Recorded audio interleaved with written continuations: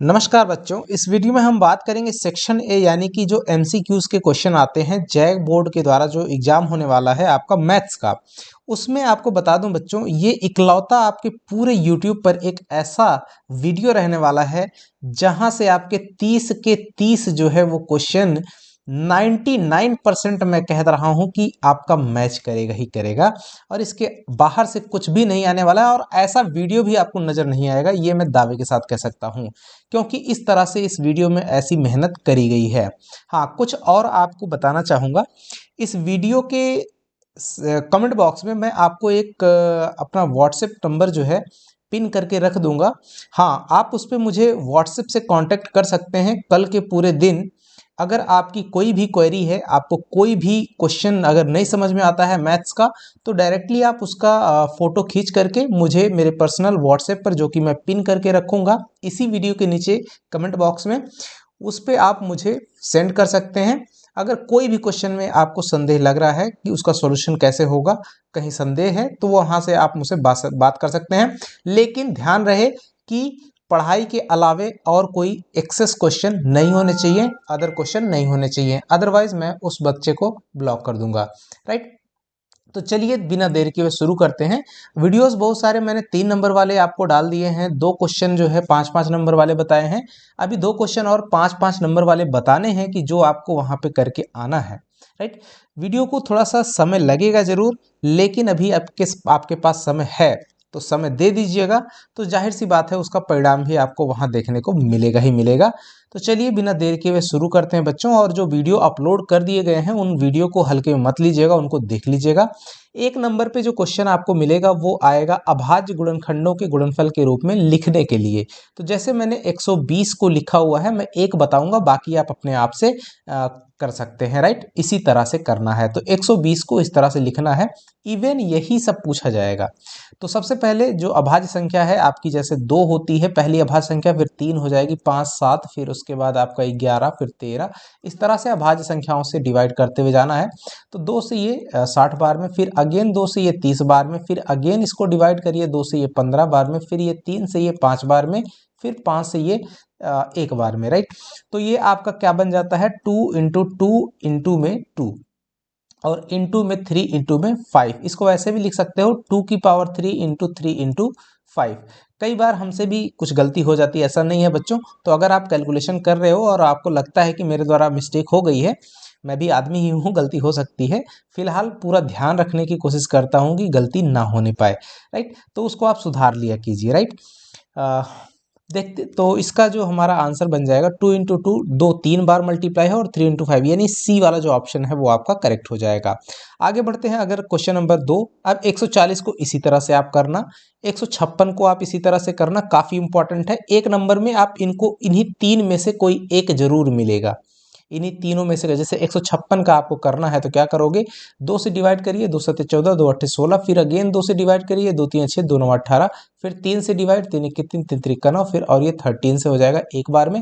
तो हो जाएगा 2 इंटू 2 इंटू 3 इंटू 13। राइट, इसको लिख सकते हो 2 की पावर 2 इंटू 3 इंटू 13। तो ये आपका सही आंसर बन जाएगा। 2 गुना 2 गुना 3 गुना 13, 2 गुना 2 गुना 3 गुना 13, ऑप्शन नंबर बी में है। इसी तरह से आता है शांत दशमलव प्रसार और अशांत दशमलव प्रसार। तो बता दो बच्चों, कोई भी नंबर जो आपका p बाई क्यू के रूप में रहेगा, तो ऊपर वाले से मतलब ही नहीं है, जो नीचे हर रहता है इसको हम लोग हर कहते हैं। इसका जो फॉर्म है, ये अगर आपका 2 की पावर m इंटू 5 की पावर n के रूप का है, इसके रूप का है, तो इसका मतलब इसका जो दशमलव प्रसार होगा वो कैसा होगा, शांत। अगर इसके रूप का नहीं है तो इसका दशमलव प्रसार हो जाएगा अशांत कहलाता है। राइट, अब m और n क्या है, जहां m और n जो है आपकी पूर्णांक संख्याएं हैं। क्या है, पूर्णांक संख्याएं। राइट, तो अब वो चाहे इवन धन पूर्णांक हो या ऋण पूर्णांक, जो भी है, ऋण पूर्णांक रहेगा तो ऊपर जाके पॉजिटिव बन जाएगा, तो ऋण पूर्णांक रहेगा ही नहीं, जाहिर सी बात है ये पॉजिटिव इंटीजर रहने वाले हैं। तो अब जैसे 6/15 है, और उसके पहले भी आपको काम करना है कि अगर इन दोनों में P और Q में कोई HCF दिखता है, तो उस HCF से ऊपर और नीचे को डिवाइड करके सिंप्लीफाई कर लेना है, फिर करना है। जैसे 6/15 है तो इसको सबसे पहले सरल कर लेना है, तो 3 दूनी 6 और 3 5 15, तो ये बन जाएगा 2/5। अब इसको लिख लिख सकते हो 2/2 गुणे 5 की घात 1। तो ये हो गया ना 2 की पावर m इंटू 5 की पावर n जैसा, जहां m बराबर 0 है और n बराबर 1 है, जो कि क्या है, पूर्णांक संख्याएं हैं। तो इस तरह से ये इस रूप में आ गया। इसका मतलब इसका दशमलव प्रसार कैसा हो जाएगा बच्चों, शांत हो जाएगा। अंदाजा नहीं लगाना, रूल से चलना, तब नहीं तो गलती हो जाएगी। जैसे 35/50, तुरंत इसको भाग देना, 5 सत्ते 35 और 5 दहा में 50। अब 7 बटे आ गया 10, इसको लिख सकते हो 7/2 गुणा 5। तो 2 की घात 1 गुणा 5 की घात 1, तो यम बराबर 1 और यन बराबर भी 1 है। तो जाहिर सी बात है इसका भी दशमलव प्रसार क्या बन जाएगा, शांत बन जाएगा। इसी तरह से 17/8 इसका दशमलव प्रसार करना है तो 2 की पावर 3 7/2 की पावर 3 हो जाएगा, इंटू में 5 की पावर 0 इस रूप में आएगा। इसका भी दशमलव प्रसार शांत। अब 3 में शांत आ गया तो इसका मतलब शांत ही होगा, ये जरूरी नहीं है, राइट। आपको अशांत के भी एग्जाम्पल मिलेंगे। अगला क्वेश्चन है किसी बहुपद में 3 नंबर पे आपको जो क्वेश्चन मिलेगा वो ये बहुत ही बेहद आसान क्वेश्चन है। इस वीडियो को बच्चों समझ लो कि ये गरीबों का या यूँ कह लो कि टॉपर्स का वीडियो रहने वाला है, क्योंकि ये जो मैंने आपको ऊपर में बात बताई ये निश्चित है, आपको ऐसा कहीं नहीं मिलने वाला। ये देखिए तीसरे नंबर पे जो क्वेश्चन मिलेगा वो रहेगा कि भाई ग्राफ दे दिया जाएगा, उसमें पूछेगा बहुपद में शून्यकों की संख्या। तो शून्यकों की संख्या जो पूछता है उसमें आपको क्या करना है, जो एक्स अक्ष होता है देखना है कि ग्राफ एक्स अक्ष को कितनी जगह काट रहा है। तो रेड पॉइंट से आपको दिख रहा होगा 2 जगह काट रहा है, तो इसका मतलब शून्यकों की संख्या कितनी हो गई, 2। इसी तरह से इसमें शून्यकों की संख्या 1 2 3, इसका सही आंसर क्या हो जाएगा, 3 शून्यकों की संख्या। अगला क्वेश्चन है जैसे ग्राफ में सेम टू सेम है, मैंने कई सारे ग्राफ लिए हुए हैं आपके एग्जांपल के लिए, 1 2 3 और यहाँ पे 4, तो इसका शून्य की संख्या कितनी हो जाएगी, 4। इवन इसी में से आएगा, कहीं बाहर कुछ आएगा ही नहीं। इसके शून्य की संख्या 1 2 3 और 4, इसका भी आंसर क्या हो जाएगा, 4। ऐसे ही आपको बनाते रहना है, बहुत सारे हैं क्वेश्चन। इसके शून्यकों की संख्या कितनी होगी, 1 हो जाएगी। अगला क्वेश्चन है देखिए, बहुपद है इनका योग चुनना है। तो जैसे कोई बहुपद ax square plus bx plus c होता है, ये बहुपद px है, इसके शून्यक अगर अल्फा और बीटा है तो इनका जो योगफल होता है अल्फा प्लस बीटा ये होता है माइनस बी बाई ए, और इनका गुणनफल अल्फा इंटू बीटा होता है सी बाई ए। तो अब आपको अल्फा प्लस बीटा, अब ए बी सी का मान निकाल लेना है। तो यहाँ से a बराबर कितना है 1, b बराबर कितना है -1 और c बराबर कितना है 12। तो अल्फा प्लस बीटा मूलों का योगफल यानी शून्यकों का योग कहते हैं, राइट। तो ये आपका क्या बन जाएगा, minus B by A, minus into B कितना है माइनस का 1 और बटे में ए कितना है 1, यानी कि इक्वल टू 1 आ जाएगा। तो इसका सही आंसर क्या हो जाएगा, 1 हो जाएगा। सॉरी यहाँ पे देखिए हमसे गलती हो गई, माइनस का 7 है डियर, तो ये माइनस का 7 होगा, तो इसका सही आंसर हो जाएगा प्लस का 7। प्लस का 7 बी वाला ऑप्शन सही हो जाएगा। देखिए अभी ऐसे ही हमसे फिर से गलती हो जाती, शून्यकों का योग फिर पूछ रहा है, तो माइनस इंटू -8 और बटे में 3, तो क्या हो जाएगा 8/3। सही आंसर क्या हो जाएगा 8/3, शून्यकों का योग। आई थिंक इसमें जो ऑप्शन दिया हुआ है डियर वो हमको लगता है योग की जगह पे गुणनफल हो सकता है, गुणनफल। तो गुणनफल अगर निकालोगे तो अल्फा इंटू बीटा ये हो जाएगा सी बाई ए। सी कितना है हमारा प्लस का 6 है और ए कितना है 3, तो इसका आंसर आएगा 2। तो इस हिसाब से अगर इसको करेक्ट करेंगे, योग की जगह पे हम लोग गुणनफल निकालेंगे तो 2 आएगा। अगला क्वेश्चन है 4 नंबर, देखिए इसका योग फिर निकालिए, 7 आ जाएगा, प्लस का 7, ऑप्शन नंबर बी। इसी तरह से 5 नंबर में जो क्वेश्चन है देखिए, रैखिक समीकरण युग्म दिया हुआ है, इसका कोई हल नहीं होगा। कोई हल नहीं होगा का मतलब है जो रेखाएं होती हैं बच्चों वो समांतर होगी, बिल्कुल याद रखना। रेखाएं कैसी हो जाएंगी, समांतर रेखाएं प्रदर्शित करेंगी।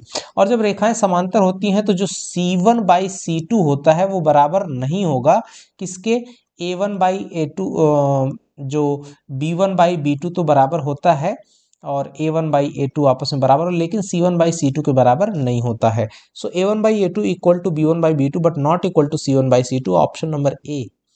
इसी तरह से इस समीकरण का एक अद्वितीय हल होगा, यानी कि रेखाएं, एक अद्वितीय हल में क्या होता है, रेखाएं कैसी हो जाएंगी बच्चों, रेखाएं आपकी प्रतिच्छेदी होती हैं, एक ही पॉइंट पे इंटरसेक्ट करेंगी। सो A1/A2 इक्वल टू B1/B2 और ये डज नॉट इक्वल टू होता है, तो A1/A2 not equal to B1/B2 आपका, ये आपका करेक्ट हो जाएगा। लेकिन अब यहाँ पर देखने वाली बात ये है कि यहाँ पर आपके सामने जो है दिया हुआ है ऑप्शन कुछ गलत तरीके से, राइट। तो सिर्फ यही वाला आपको ऑप्शन टिक करना है। इसमें जो है C1/C2 का कोई रिलेशन नहीं होता है। C1/C2 जो होता है वो बराबर हो भी सकता है और बराबर नहीं भी हो सकता है, दोनों केसेस में। तो मैं अगर इसको कट कर दूं और इसमें लिखा रहने देता हूं तो सही आंसर क्या हो जाएगा, ये वाला आपका बन जाएगा। इसको बराबर कर लेना, ऐसे ऑप्शन इसको सही कर लेना, राइट। अगला क्वेश्चन है ये देखिए 5 नंबर में, ये दोनों का अनंत हल है। अनंत हल है मतलब रेखाएं एक ही के ऊपर जो है दूसरी रेखा भी आ जाती है, इसको बोलते हैं समपाती रेखा, राइट। समपाती होने का मतलब है कि इसमें इनफाइनाइटली मेनी जो है पॉइंट्स हैं जो कि कॉमन होते हैं। तो इसका मतलब जो रेशियो होता है A1/A2 वो बराबर हो जाएगा B1/B2 के, और वो बराबर होता है C1/C2 के, यानी तीनों अनुपात जो होते हैं वो बराबर होते हैं। ऐसा किस में है, सी वाले ऑप्शन में दिया हुआ है। अब ये जो रेखाएं हैं देखिए, अगला क्वेश्चन है एक्चुअली, हाँ ये अगला टाइप का, इसके द्वारा जो निरूपित रेखाएं हैं वो क्या प्रदर्शित करती हैं, तो कैसी होंगी ये बताना है। तो यहाँ पे देखिए 1/3 और -1/-2 नॉट इक्वल टू इसके है, तो जाहिर सी बात है ये कैसी रेखाएं हो जाएंगी, प्रतिच्छेदी हो जाएंगी, क्योंकि A1/A2 does not equal to B1/B2। अभी मैंने ऊपर में बताया था ऐसा होगा तो रेखाएं प्रतिच्छेदी होती हैं। Option number C will be correct. अगले क्वेश्चन में देखिए इसी तरह से है, इसके द्वारा निरूपित रेखाएं कैसी, तो 9/18 यानी कि क्या आ गया 1/2, 3/6 यानी कि 1/2, यानी कि और उसके बाद 12/24 आ गया यानी कि 1/2। तो तीनों अनुपात क्या हो रहे हैं, बराबर हो रहे हैं। इसका मतलब ये रेखाएं कैसी हैं, समपाती रेखाएं। ऑप्शन नंबर ए। यहाँ पे 6 नंबर फिर अगला क्वेश्चन, मतलब इन्हीं में से कोई एक आएगा निश्चित है, एकदम गारंटेड, लिख करके ले लो, ज़्यादा मुझे कहने की ज़रूरत नहीं है। आप इतना कर लोगे, आपको फिर और कुछ करने कराने की ज़रूरत नहीं है। और वीडियो अगर पसंद आ रहा हो तो लाइक करने में कोताही नहीं कीजिए, कमी नहीं होनी चाहिए। इसके द्वारा निरूपित रेखाएं आप कैसे पहचानोगे, तो कुछ नहीं करना है, 6/2 यानी कि आपका आ गया 3, -3/-1 यानी कि आ गया 3, और 10/9, तो आपको क्या मिल गया, A1/A2 बराबर तो है B1/B2 के, but not equal to C1/C2। इसका मतलब रेखाएं कैसी हैं, समांतर हैं, और समांतर जब होती हैं तो इसका मतलब इनका कोई हल नहीं होता, और रेखाएं कैसी हो जाएंगी, समांतर। ऑप्शन नंबर बी करेक्ट हो जाएगा। इसका हल क्या होगा ये आपको बताना है, तो ऑप्शन से वैल्यू उठा करके रख दीजिए, नहीं तो आपको कुछ भी नहीं करना है, इन दोनों को ऐड कर दीजिए। तो 5 2 7x हो जाएगा, -y + y जो है मिलकर के खत्म हो जाएगा, बराबर 7। तो x बराबर 1 आ जाएगा। जब x बराबर 1 आएगा, देख लीजिए एक किस में है, सिर्फ एक ही में है, आगे निकालने की जरूरत ही नहीं है। तो बी वाले ही ऑप्शन में है, तो बाकी निकालने की जरूरत नहीं। लेकिन y बराबर कैसे निकालोगे, तो चाहो तो निकाल सकते हो। तो 2 × 7 + y = 6, तो यहाँ 7 दूनी 14 और y इक्वल टू कितना हो जाएगा, देखिए फिर यहाँ गलती हो गई, 2 × 1, x की जगह 1 है, सो y इक्वल टू 6 - 2 = 4, ये आपका 4 आ जाएगा। तो इस तरह से सही हो जाएगा, राइट। अगला क्वेश्चन है देखिए, फिर यहाँ पे इसका हल है, अब ये सब बना लेना, राइट।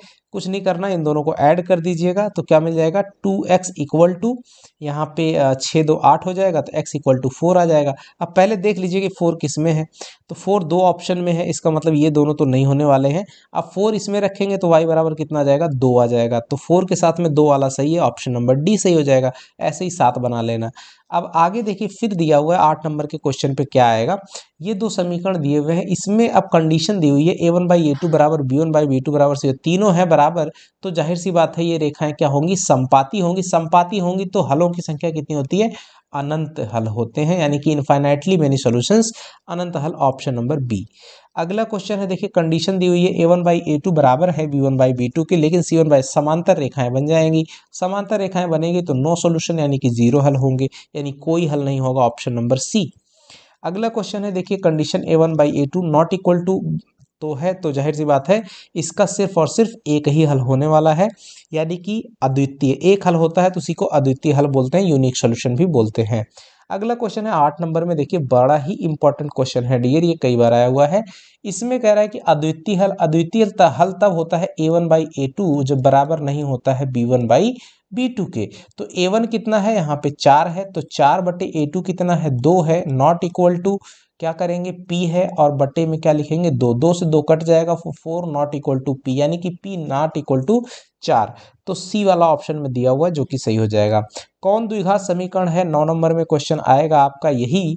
तो यहाँ पे कौन द्विघात समीकरण है पूछ रहा है, तो यहाँ पे नहीं भी पूछ सकता है, ऐसा नहीं है भी पूछ सकता है, नहीं भी पूछ सकता है, तो कोई एक पूछेगा। तो कैसे पहचानेंगे? इसमें भी एक्स स्क्वायर आएगा, यहाँ एक्स स्क्वायर कट जाएगा, इसका मतलब ये नहीं है। यहाँ भी एक्स स्क्वायर है, यहाँ भी एक्स स्क्वायर जनरेट होगा, कट जाएगा, ये भी नहीं है। इसमें एक्स स्क्वायर ये है, सी वाला आपका सही हो जाएगा, राइट। इसमें एक्स क्यूब है, इसलिए ये नहीं बन पाएगा।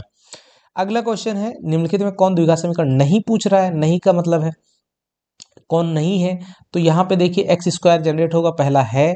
दूसरा वाला एक्स स्क्वायर ये वाला नहीं है, बी वाला, राइट। क्यों? क्योंकि यहाँ पर भी एक्स स्क्वायर आएगा, यहाँ पे एक्स स्क्वायर, ये कट जाएगा तो ये रैखिक बन जाएगा, राइट। ऐसे ही इसके मूलों की प्रकृति आपको बतानी है, उसके लिए डी का वैल्यू निकालना है, डिस्क्रिमिनेंट यानी कि बी स्क्वायर माइनस 4ac की वैल्यू निकालनी है। अब यहाँ से b का मान कितना है? 7 7 7 49 माइनस 4 इंटू ए कितना है? 1 इंटू में 6, तो 49 और गुणे में 4 6 24, तो इसका आ जाएगा 25, right. So d equal to 25। D का मान क्या आ गया? 25, जो कि पॉजिटिव है। पॉजिटिव है इसका मतलब मूल क्या है? डिफरेंट है और रियल है, यानी कि डिफरेंट एंड रियल मूल होंगे, वास्तविक तथा असमान, ऑप्शन नंबर बी। अगले क्वेश्चन इसी तरह से मूलों की प्रकृति इसकी बता दीजिए, डी निकाल करके जल्दी जल्दी आप लोग, राइट। और बढ़ते हैं अगले क्वेश्चन पे। देखिए इसमें कह रहा है मूल समान होते हैं तो डी इक्वल टू 0 होता है, यानी कि बी स्क्वायर माइनस 4ac बराबर 0 होगा।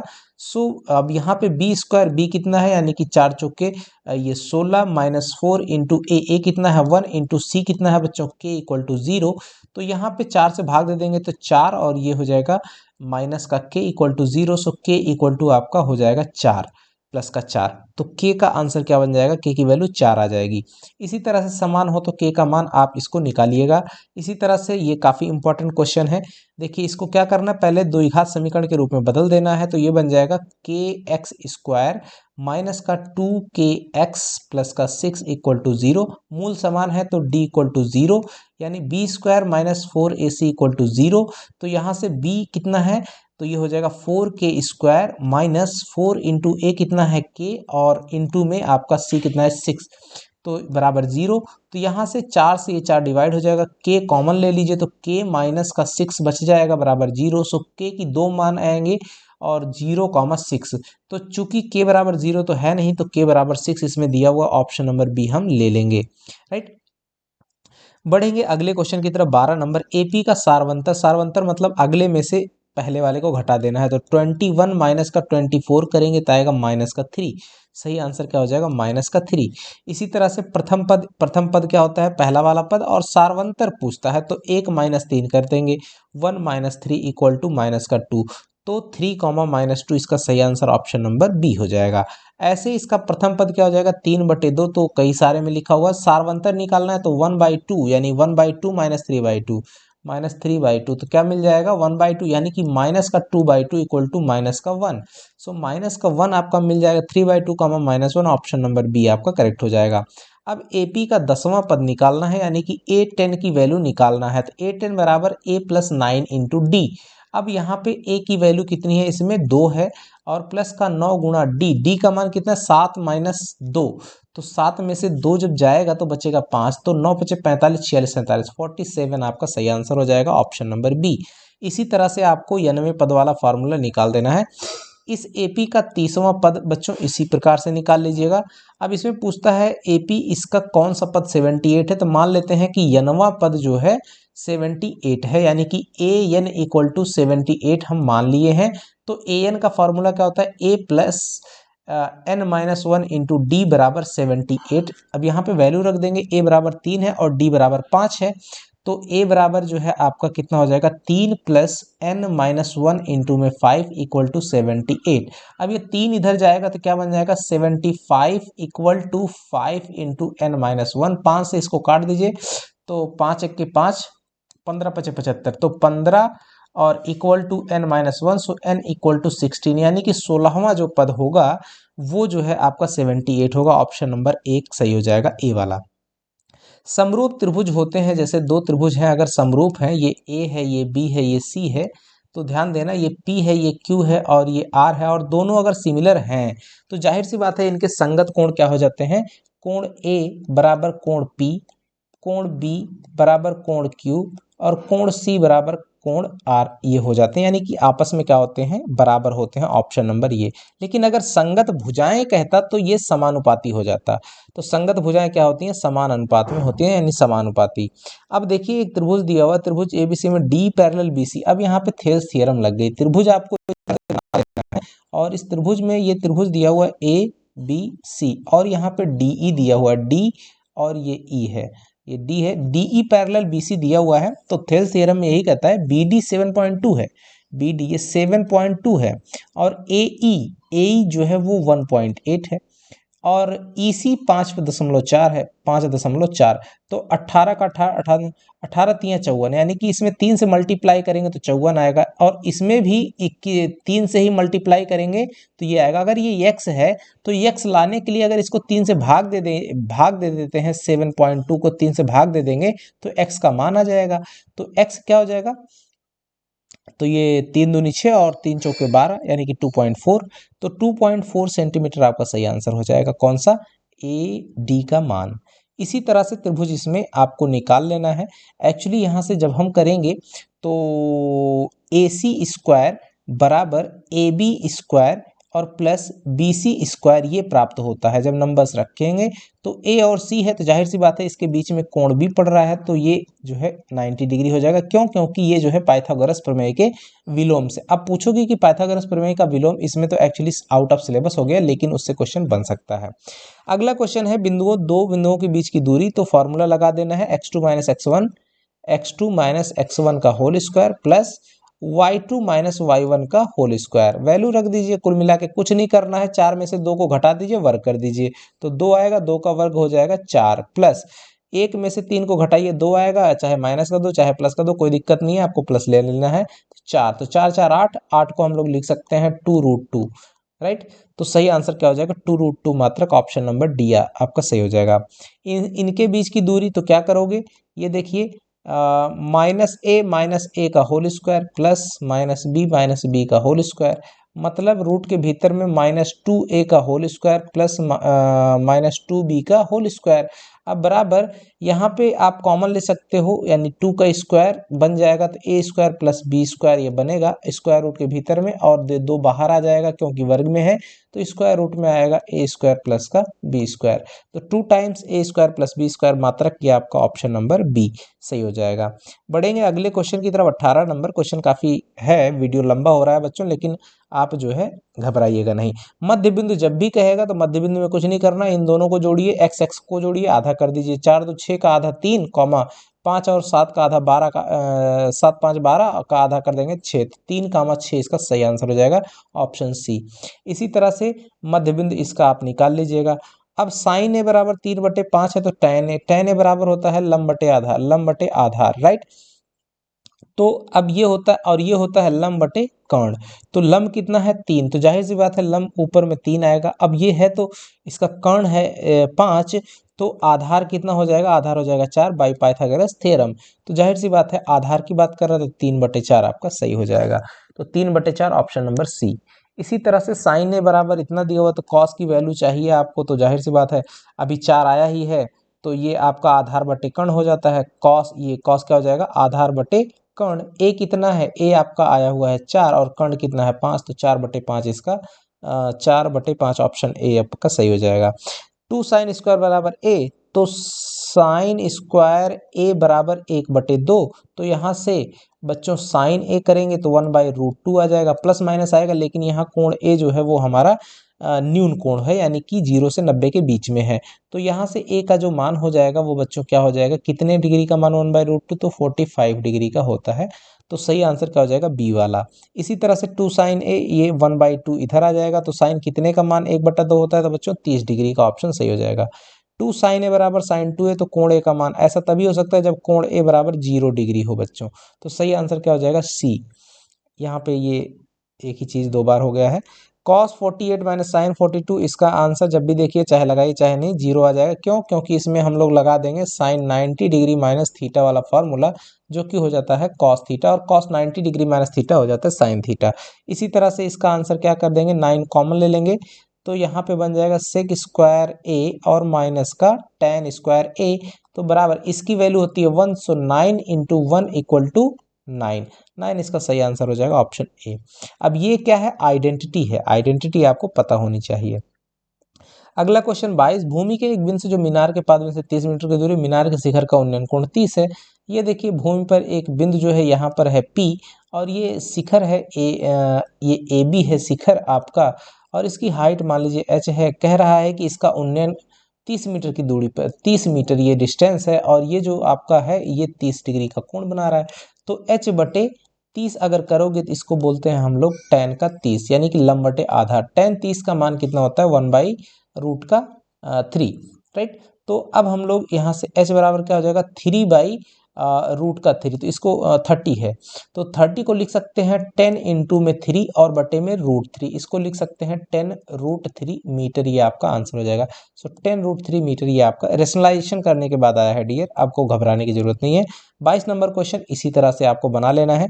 एक वृत्त की कितनी स्पर्श रेखाएं हो सकती हैं, तो बच्चों एक वृत्त की इनफाइनाइटली मेनी जो है टेंजेंट्स खींची जा सकती हैं। जैसे ये सर्कल है तो इसके हर एक बिंदु पर जो है टेंजेंट लाइन ड्रॉ की जा सकती है, यानी स्पर्श रेखा खींची जा सकती है, तो अनंत स्पर्श रेखाएं हो सकती हैं।